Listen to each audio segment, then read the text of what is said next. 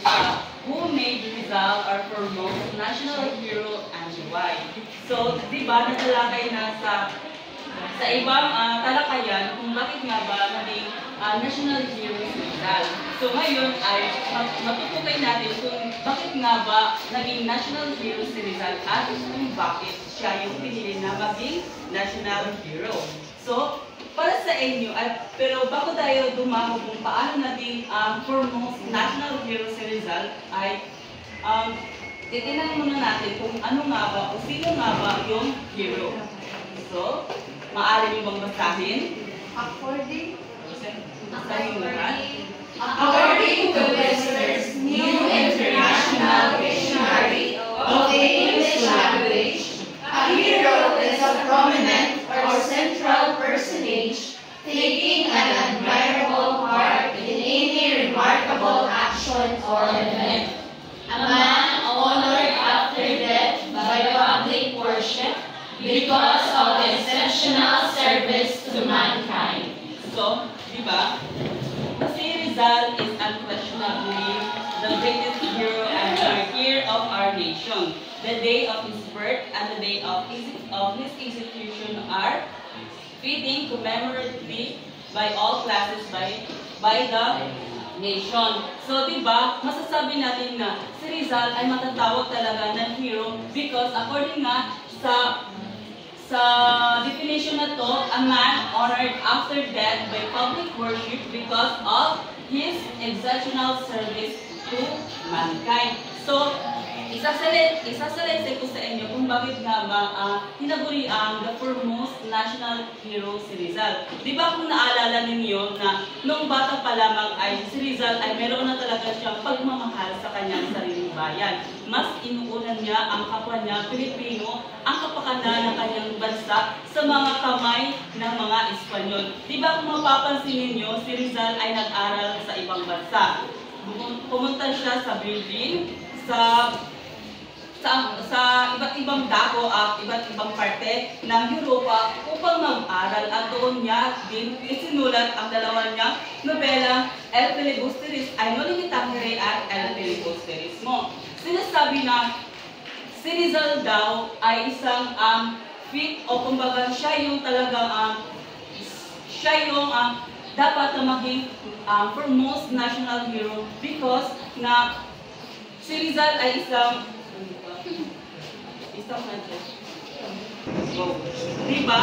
Kung naalala niyo ba, madaming sinakripisyo si Rizal. Sinakripisyo na yung sarili niyang pag-ibig, yung sinakripisyo na yung kanyang pamilya, at sinakripisyo na yung kanyang pansariling kagustuhan.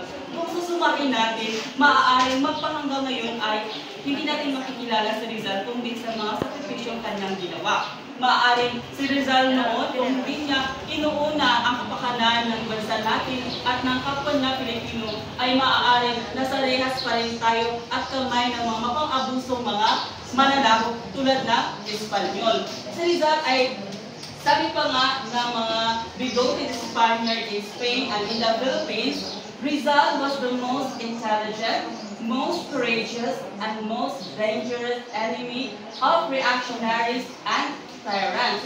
Therefore, he should be shot publicly in order to serve as an example and a warning to those of his kind.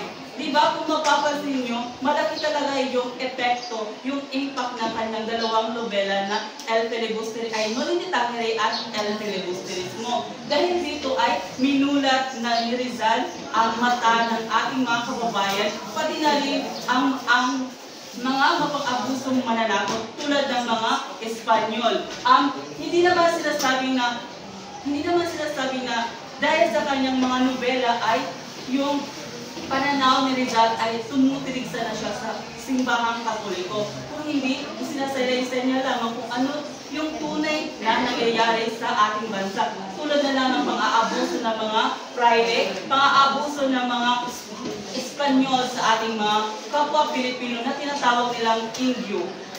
Sinasabi din ng mga Friday na ang mga Pilipino o Indio ay matatamad. Diba? Kung naalala nyo, sinabi rin ni Rizal na hindi matatamad ang mga Pilipino kung hindi sila lamang ay unmotivated. Kumbaga, hindi tayo nagiging tamad dahil tamad talaga tayo. Hindi tayo pinanganak na tamad. Sadyang may humahadlang lang sa ating mga kagustuhan na gumawa ng isang bagay. So, diba?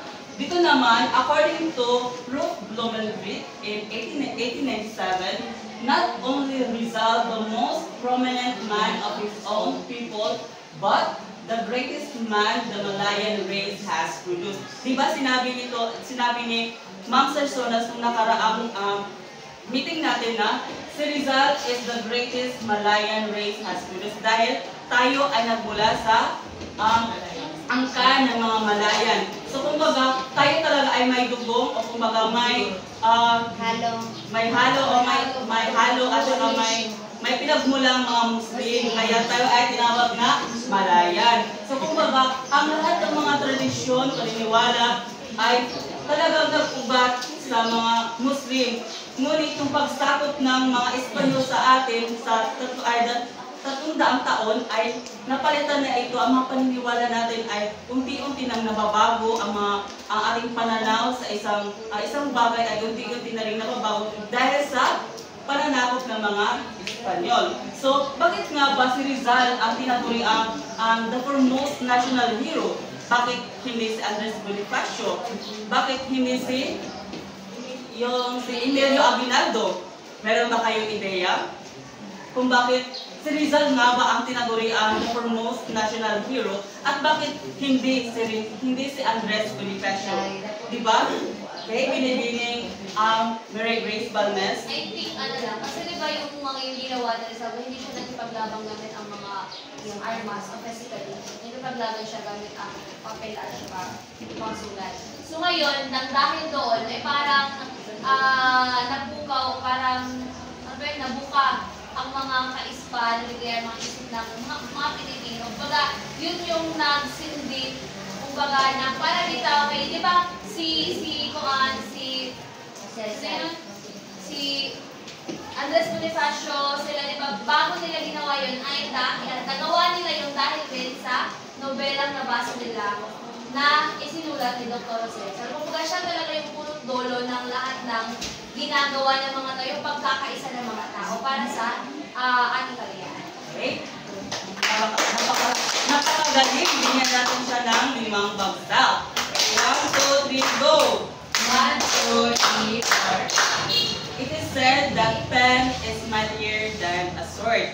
Kung kaya, ngayon, malalaman natin kung bakit nga ba si Rizal ang naging foremost national hero at hindi si Andres Bonifacio. At dito rin ay malalaman natin kung bakit ikinumpara nga ba ang isang panulat or pen sa isang sword.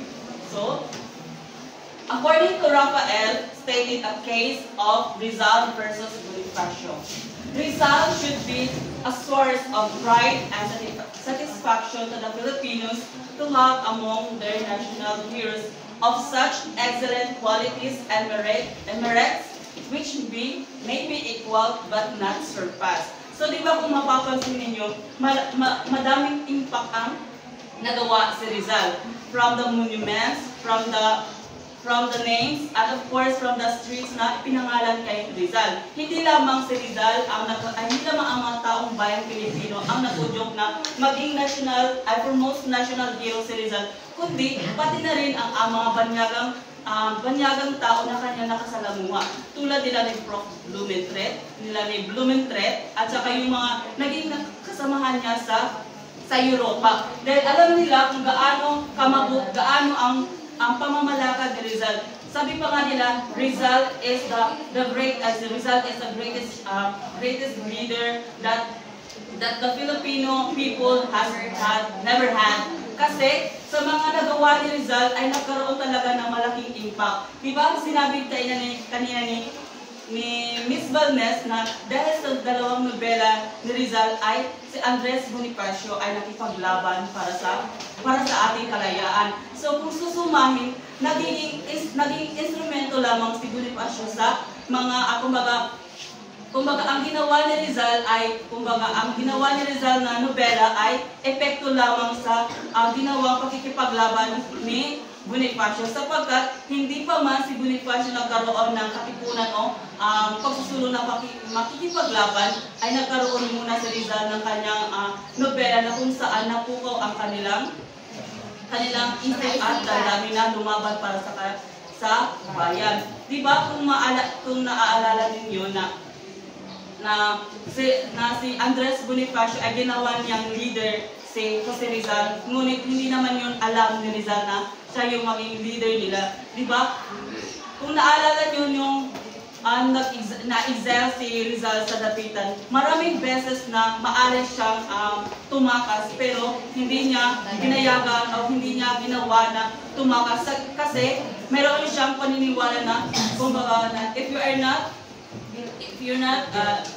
you are innocent until proven guilty. Kumbaga, hindi si Rizal nagtangkang tumakas sapagkat nasa kanyang ang paniniwala na kapag wala kang kasalanan, hindi ka dapat tumakas. Diba? Para sa atin, hindi naman talaga kasalanan ni Rizal. Isinasalaysay niya lamang yung mga kaganapan nangyari sa ating bansa.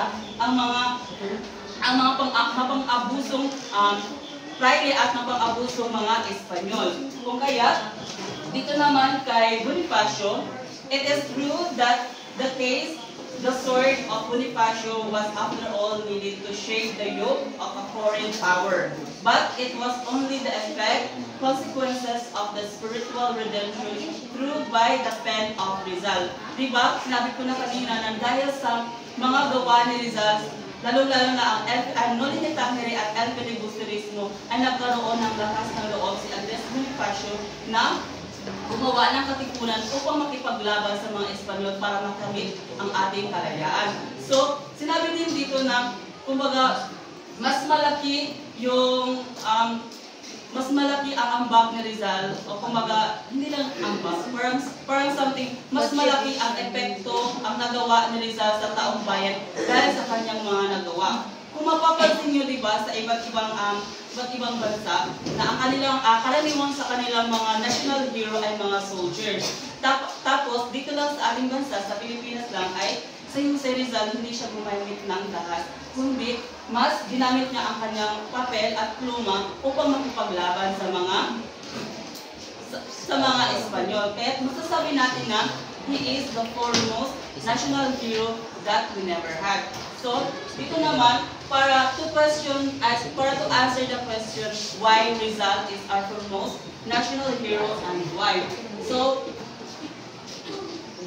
amo na yung bilang pag-aay na ito, Ben, o ito ng pamitaw. So, yun din. Ako,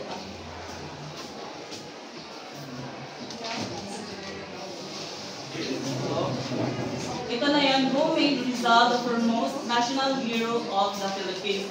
So the answer is that no single person or group of persons were responsible for the greatest Malayan, the #1 hero of his people. Rizal himself, his own people, and the foreigners all together contributed to make him the greatest hero and martyr of his people. So, sa susunod na mga talakayan ay ipapaliwanag nila kung bakit nga ba si Rizal yung, kumbaga, di ba kayo may sinabi ito sa National Commission for Hero ba something arts and na bakit si Rizal yung napili among the candidates nila ni Andres Bonifacio, Eladio Aguinaldo, tapos si Marcelo H. Del Pilar, si Gabriela Sila, matatapik nila kung bakit nga ba si Rizal yung naging national hero ng Pilipinas. So, kumbaga, may criteria doon na kinakailangan mag-meet kung siya ba talaga ay tatanghalin o magiging karapat-dapat na maging national hero. So, yun lamang po at maraming salamat.